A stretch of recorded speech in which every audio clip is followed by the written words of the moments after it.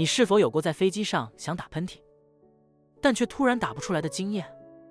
这并不是巧合，而是背后有真实的生理原因。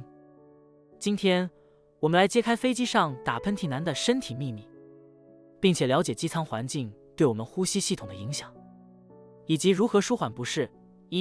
喷嚏的生理机制简介。喷嚏是一种反射动作。当鼻腔黏膜感受到异物刺激时，大脑会指挥身体用力排出异物，保护呼吸道。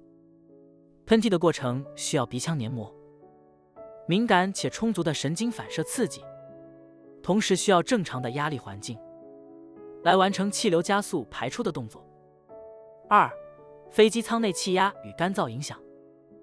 飞机在高空飞行时，机舱内的气压被维持在大约相当于海拔1800至2400公尺的水平，远低于地面压力。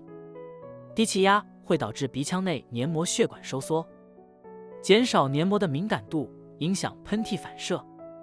此外，机舱空气极度干燥，湿度通常只有10%至20%，这会使鼻黏膜干燥，进一步降低鼻子的刺激反应，让你感觉想打喷嚏但难以成功。气压变化与身体适应。气压降低不仅影响喷嚏，还会影响耳朵、眼睛等多个器官。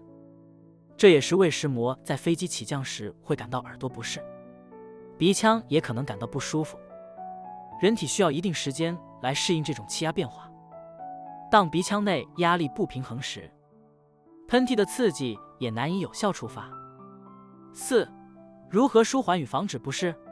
保持鼻腔湿润，使用生理盐水喷鼻，或携带湿纸巾，避免鼻黏膜过度干燥，适量补水。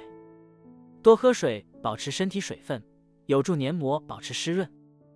避免刺激物。飞行时避免接触强烈气味或烟雾，减少鼻腔过度刺激。简单呼吸练习，轻轻按摩鼻翼及脸颊周围，促进血液循环，帮助鼻黏膜恢复敏感度。生活中的相似现象。